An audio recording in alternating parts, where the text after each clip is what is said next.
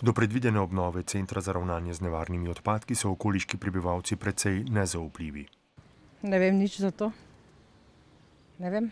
Pri nas, ko imamo tudi vode, podtalnice pa zajetja pitne vode, je za mene slabo. Mislim, da ne bi prišlo v vodo, ki kaj ne. Da bi naredili tako, da ne bi škodovalo, se podpiramo novo, drugače pa sem proti, absolutno. Prav zato bodo krajani združeni v civilno iniciativo še ta teden na resorno ministrstvo poslali vlogo za pridobitev statusa stranskega udeleženca v postopku pridobivanja gradbenega dovoljenja. Smo absolutno proti gradnji tega objekta, tudi proti adaptaciji, saj menimo, da je že Kidričevo preveč onesnaženo z okoljem.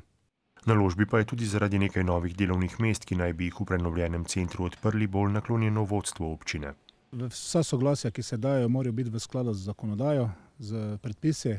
In če nekdo želi posodobiti svojo proizvodnjo, ki že obstaja 18 let, mi tu ne vidimo nekih zadržkov. V centru, kjer letno predelajo okoli 20.000 ton v glavnem tekočih nevarnih odpadkov in muljev, ki kasneje končajo v sežigalnicah in v zato primernih deponijah, pa zatrjujejo. Vpliv na okolje bo zmanjšan, kajti poskrbljeno bo vse takšno, tako kot je to zakonodaja zahteva. Tako za zrak, tako za podtalnico, tako tudi za ostale vplive, ki pri tem prihajajo. Investitor zato pričakuje, da mu bo gradbeno dovoljenje izdano v mesecu dni. Gradnjo in vse ostale aktivnosti v centru pa naj bi nadzorovala tudi 3-članska strokovna komisija, ki so jo sestavili v civilni iniciativi za Kidričevo.